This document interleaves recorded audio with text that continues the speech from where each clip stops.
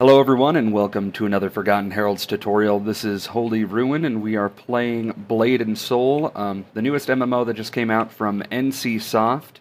It came out on the 19th. You could get a Founders Pack and play a couple days early and get in on those betas, which I did. Didn't get in on the betas, but I got in on the 3-day head start. But let's get right into it. As you can see, the UI is pretty clean. You got your map up top right where I am right here. I'm holding Alt so I can use my mouse. That's pretty important. You're going to need to do that to grab a hold of things, to look at things. Escape also works so that you can use your cursor and walk it around, do things like that. So I'm actually really impressed with this game. I've been waiting for it for a while to come to North America. And I'm glad that I had to wait. I'm happy with the way that the game plays. Let's just get right into it. So, like I said, you got your top right map. When you start the game, you're going to create your character. Obviously, they have quite a few creation options, different classes. But one of my main gripes is that they are race-locked. Some of the classes are race-locked, which is fine. It kind of builds off of the story, so keep that in mind. It's not to piss you off or anything. It's just to make the stories make sense and things like that. But the game has a very good tutorial system. It will walk you through how to play the game very, very easily, teaching you the combos. As you can see down here on the bottom, you have tab 1, 2, 3, 4, left mouse button, right mouse button will appear when that's applicable, Z, X, C, V, and then you've got your items 5, 6, 7, 8. And Control R or clicking this refresh will continuously move these around so that you can have more. So a total of 8 there. The game is based off of a action combat system. It's an action MMO RPG with a storyline that's actually interesting. You'll hopefully enjoy it as much as I have been. The movement style in this game is running and wind gliding, essentially. So as you can see, I'm kind of floating, but I'm gliding downward. You can sprint inside of this, and as you play more and more, you get more of these abilities to be able to do that. Early game, you're only going to be able to sprint for a short time, and you're only going to be able to wind walk very slowly. There will be no sprinting wind walking. Let's talk about quests. As you can see over here on the map, I've got these golden or yellow triangles pointing down. I've got these blue ones with the infinity symbol, and I've got normal blue ones over here. As you can see, I'm using my mouse right here. Shadowless Spirit. That's a normal, just a mission.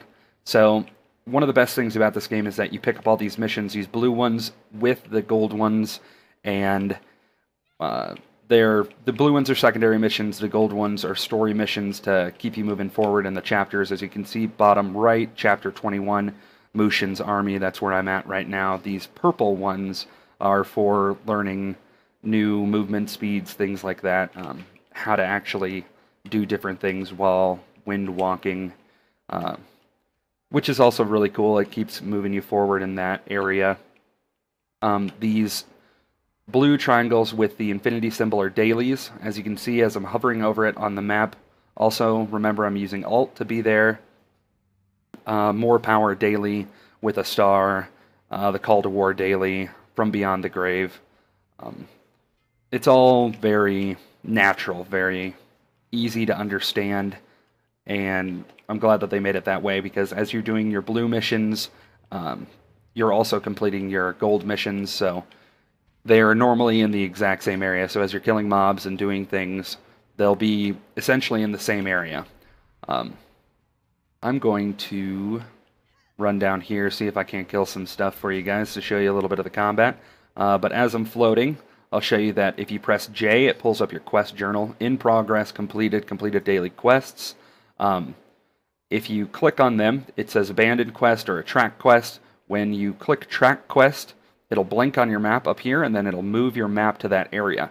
So if you happen to have one that's in an area that you're not at, that you already have discovered, these green pillars on your map are actually warp locations. It costs money. It costs 26 bronze. which in the beginning of the game, as you're playing, you don't get much currency. It'll seem like that's very slow. It'll seem like getting your first silver will take forever, but before long, you'll start making silver from every mission that you do, so your currency is going to continuously grow, which it no longer becomes a problem after about level 17. Level 17 is essentially where you learn to wind walk sprint, which I showed you already was running and then flying, and then holding sprint, which is shift in this game, or double clicking W will also get you into the sprint, and then double tapping space will get you into the fly. They walk you through that pretty simply. So we already went through the journal. We talked about daily quests, things like that. You can track the quest, like I said. It'll pop up, it'll show, and on your map. If you press M, you'll pull up a normal map. You've got a bunch of different things that you can click on. Like most MMOs, you're able to filter out what you want to see and what you don't want to see. You can go by zone. You can click through and see different areas. So like, there we go, there's a different area. There's a different area. So if you've got a mission that's in one of these areas, you can just go ahead and here and click and then go to this, confirm or cancel, whatever. So that's M. Pretty simple. H pulls up clan, crafting. I'll get into crafting in a different video. Once you hit chapter 17, K will bring up your martial tome, which is essentially your skill points, where you're going to put all the things.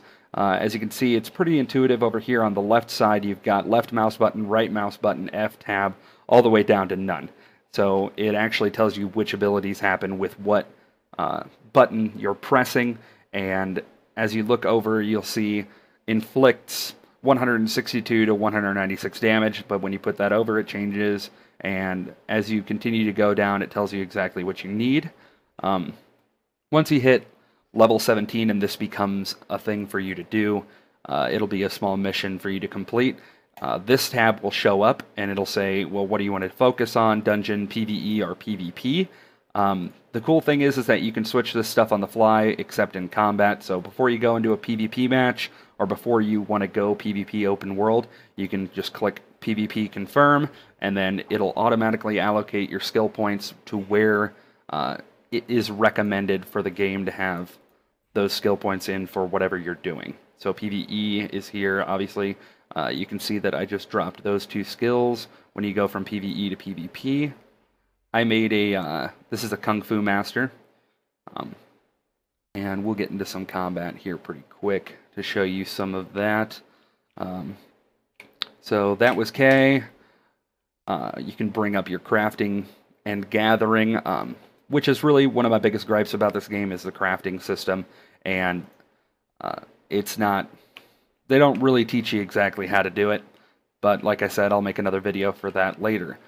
Every time you log in, you're going to get your daily dashes, which is this screen. What'll happen is you'll spin, and then it's essentially like a board game.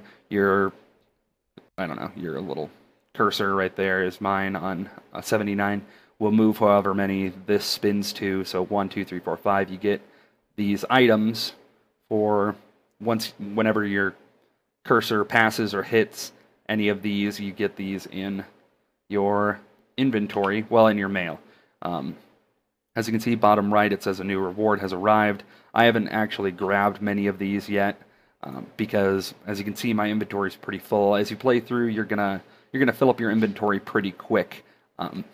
But luckily, they have Dragon Moon pouches, which are these things right, Hung Moon Dragon Trade Pouch, and that's how you're gonna inevitably increase your inventory space.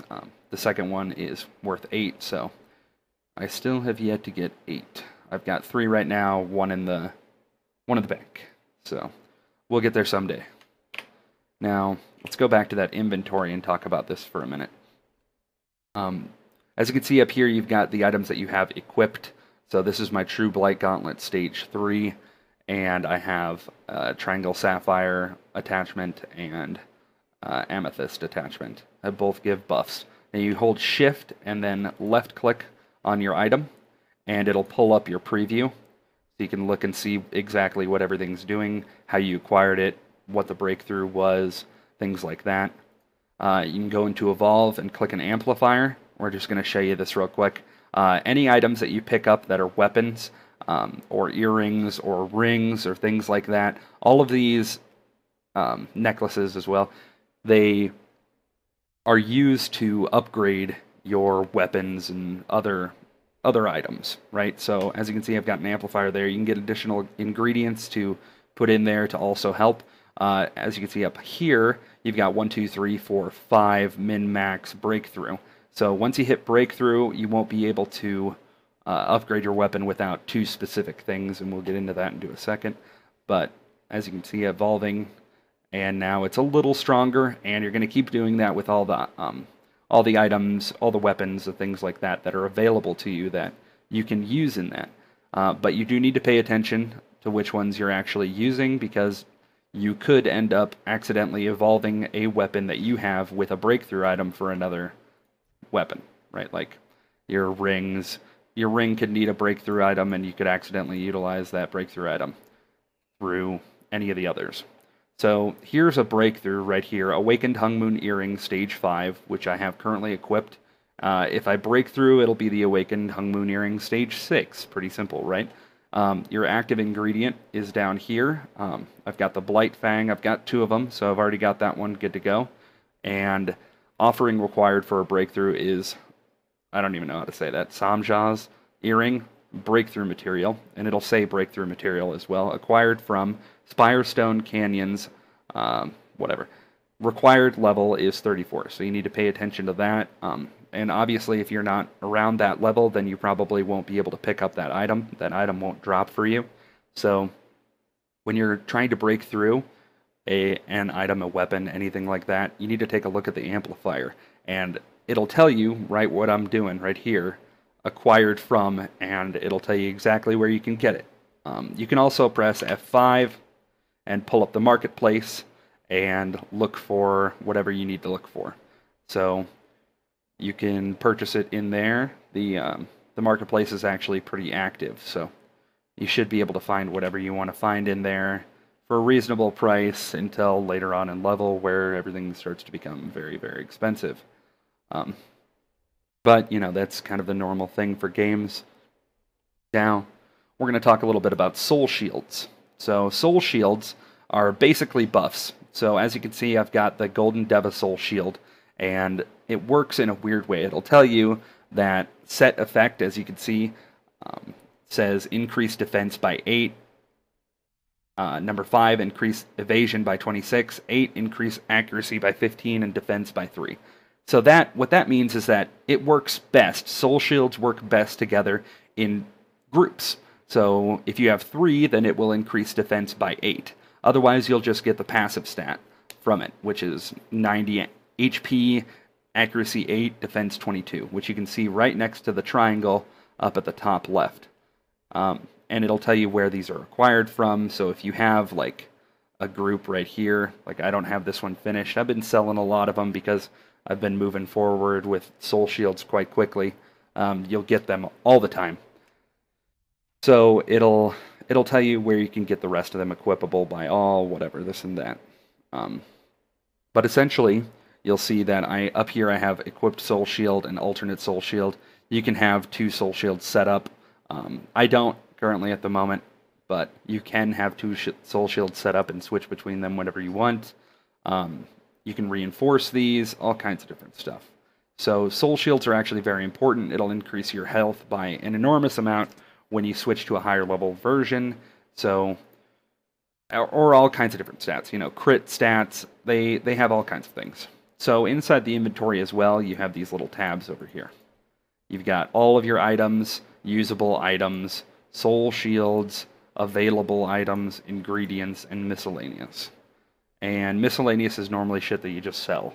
So that's nothing to really... You just end up going to some sort of a merchant and selling it to them. Now we're going to start running in a direction so that I can get you guys to see some of this combat. As you level, the game has a very cool thing that they do, and it's called a survey, and it'll say a survey is available when you've reached a level that's applicable. They give you items for these surveys, and basically it walks you through like, hey, what did you think of the PvP? Was it interesting? Was it not? How's the storyline? Is it good? Tell us about it. What do you think could be improved? Crafting system, how is it? Let's know. And so they ask these questions, you click through, it's very short, and you have quite a good reward. And I'm a big fan of this system because it allows the game developers to get constant feedback from all the players all the time, and it helps them improve the game, the combat, whatever is a problem. And I'm a big fan of that. I'm a big fan of making things better. Now, up here I'm in the Scorching Sands, as you can see. You can also change your channel.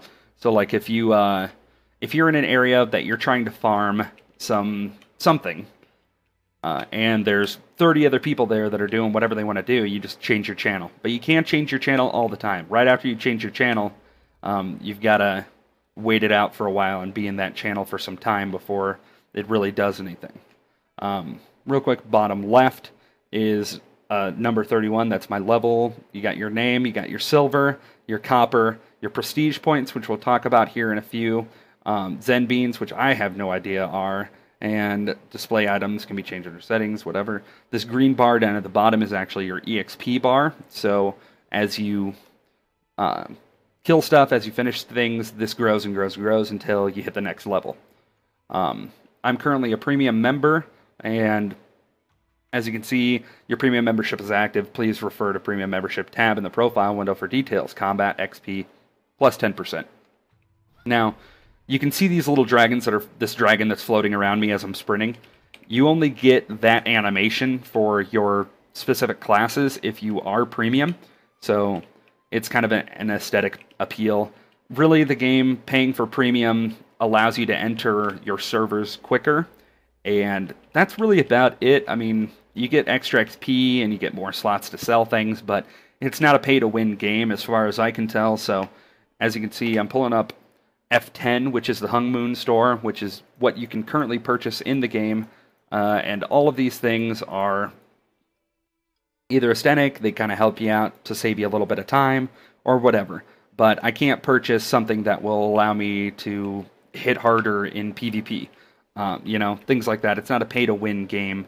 So there's that. I'm going to show you a little bit of combat, and then we're going to talk about PvP for a second. So these guys should be popping out of the ground here. There he is. So I'm holding my left mouse button. I'm able to attack. You can do all kinds of things. As you saw, that active attack ability just popped up, and I was able to use that. It was F that popped up for a cyclone kick. Now you press F to pick up things, F to take them, and then that just goes directly into your inventory. That's something that I can sell. Now we're going up here. I can knock them down, increase my crit chance, cyclone kick. I'm hitting this guy pretty hard, so.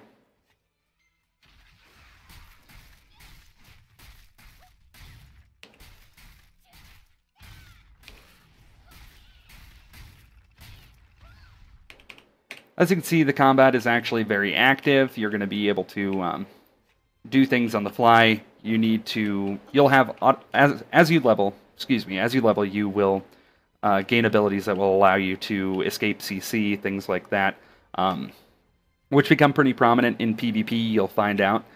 So we're going to talk about PvP. As a premium member, I'm able to utilize the wardrobe, which allows me to put in things inside of my wardrobe. Oh, as you can see, I had 2 of these. So you can go in here, you can look and see how your character will look on all these different outfits, uniforms, whatever you want. And it shows you which ones you don't have as you go through, and as you hover over them, it should be able to, like it says on this one, acquired from Scorching Sands, the playpen. So it'll tell you how you can get them, and you can Google how best to go about finding them and attaching them and whatnot. But the wardrobe tab is sorted by different things like festival, things that you transmute, NPC trade, Blade and Soul End Shop, and faction. Faction is what we're going to be talking about here. There's quite a few factions, as you can see. We got the Bamboo Guard, Black Ram, Cerulean Order, Crimson Legion, things like that. Early game, you're going to have to choose between the Cerulean Order uniform or the Crimson Legion. I picked the Crimson Legion, and this is what their outfit looks like. And it's the same for everybody, essentially. So those are the two main factions of the game. And that's how you're going to be able to create your clans and have other clan members in. That's one thing that you need to know if you're going to pick a PvP side, which you have to. You and your friends need to be on the same one to have a clan. So if all of your friends are Cerulean Order and you're Crimson Guard, then you're not going to be able to join their clan.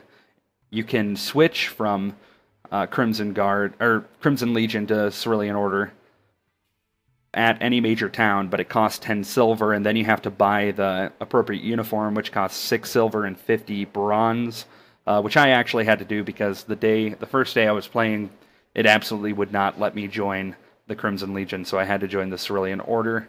Later I found out if you keep standing in front of the faction changer and keep asking her to change you to the other faction that you want to be in, she'll keep saying no, no, no, and then eventually she'll just let you do it.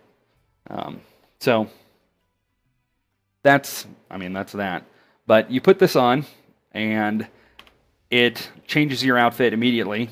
And then every Cerulean Order that you find, if you are Crimson Legion, the opposing faction will appear red. Like if that person was the opposing faction, they would appear red if they had their PvP outfit on. And then you can open world PvP with them. But that's the only way to open world PvP is putting on these faction items like the Black Ram stuff, Cerulean Order, things like that. And the open world PvP is actually pretty fun. There are contested areas, things like that. You'll find out more and more as you play. One of the best things about this game that I've found is the cross-server dungeon. We're going to jump there real quick. So instead of going to Party Finder and trying to get into a dungeon by Party Finder and going into LFG and typing in LFG, hey, I would like to do this, would anyone else like to do this, and then, grinding that whole thing out, you drop into this, which is the cross-server dungeon, and then you scroll down on the dungeon list, pick the dungeon that you want to do, and then this LFP, looking for party, pops up, you click it, and seeing as the population's so high right now, you will have hardly any time to wait for most of these, and then you just drop right in, and it takes you essentially to the dungeon. You and that team that it randomly found for you will fight and finish. Now to get out of this, you have to look down at the bottom left, exit lobby. Boom. And then you drop out, goes back to a loading screen, and then it drops you off exactly where you were last. So I'm a really big fan of that because the queue times are so short. Whilst in a dungeon, you'll be running around, you'll be fighting, normal items drop, and everybody gets them randomly, But if it's above common, then it will queue a bidding function, so you can bid for an item, and it's, it's an auction. Everybody that wants it can bid, everybody that doesn't presses N, and they can stop the bid for themselves. And you just essentially fight for whatever item you wanted that was dropped. So let's go back to escape. Once again, down at the bottom, you've got all of your things that you can click on from F10 to F2, additional features, system menu. This escape button right here is how you're going to get out of things if you're stuck. So if your character is constantly floating in the same area and it's glitching out, you just click escape and they'll launch themselves into the air, and it'll take them back to a safe area around there. You can customize your UI by pressing Shift F1, moving the map around, things like that, having your stuff wherever you want. Photo gallery, you're able to take appearance shots, screenshots, and it allows you to take a look at these whenever you want them, which is pretty cool. I like that idea. When you go down to F2, you've got character info, and this is essentially my card, my character, my HP, attack power, things like that. It explains a lot about me. Now this guy's going to fight me. That's cool.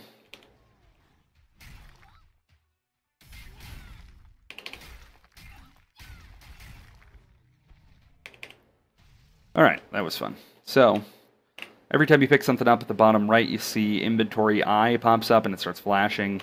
Those are for new things, you know, it's pretty simple to understand. Let me get out of this area, we can continue to talk about this stuff. So, we already went through F10 brings up the Honeymoon Store, F5 brings up Marketplace, F4 is your friends list, H is your clan, F7 is a party finder, F8 is your cross-server dungeon, F9 is an arena match, which currently they have 1v1 and 3v3. All of them are ranked, so everybody's kind of trying hard, which is cool. I really like the PvP in this game. The open world takes a much shorter amount of time to fight, but in a 1v1 it can take some time, and you really got to be skilled at what you're doing and play through and try to win. But also, if you have friends in the game, you can drop into the arena match lobby with F9 and spar with them 1v1 to learn how other, people work, how other, like Force Master, Blade Dancer, Blade Master, how they work, and how you're going to be able to counter them and work on that. So then when you do end up doing 1v1s, you don't have such a hard time. But the sparring does not affect your rank, so that's a good thing, so you can continue to practice as long as you want. World map is M, we already looked at that. Quest journal is J, we already looked at that. Achievements, so it keeps popping that kind of stuff up in here whenever you get something done. Also, this is where you're going to find your titles. So right now, like, I could click Death Touch, and now my title has been changed. And you get these from anything, So, like, Stratus Hero, defeat 1,000 player characters who fight for the Tyrian cult. And that'll be the next thing that you get. And it gives you how far you are to completion. So I'm at 0 of 1,000. I'm getting there. Getting there very, very slowly on that one. But yeah, we already went over K, I, and character status, which is P. So this will bring up just what you're doing, what your character is. Mine's a Yoon, a Kung Fu Master. All of my stats. You can pull up your faction, and you'll see down the population for Crimson and Cerulean are even currently. Dungeon, I've got no dungeon in progress. PvP, premium membership, and this will tell you everything that's happening inside the premium membership. Reduces wind stride cooldown, things like that. Just things that make playing the game convenient. I'm currently rank 3, and as you rank up to rank 10, you have more and more benefits. As you can see over here on the benefits page, it goes from 3 to 10. Right now, my EXP gain is by 10% at rank 3. Now let's jump all the way to rank 10. As you can see, rank 10 increase XP gained from combat is 30%. So, as you rank that premium status through continued play and continued premium usage, you will gain more and more benefits that essentially just make the game more comfortable to play rather than free-to-play. But the free-to-play model isn't anything that's problematic, so I highly suggest you guys play this game. If you guys have any questions, please let me know. I want to thank you guys for watching. Once again, I'm Holy Ruin. This has been a Forgotten Heralds tutorial of Blade and Soul. Comment below, and don't forget to subscribe. Thanks again.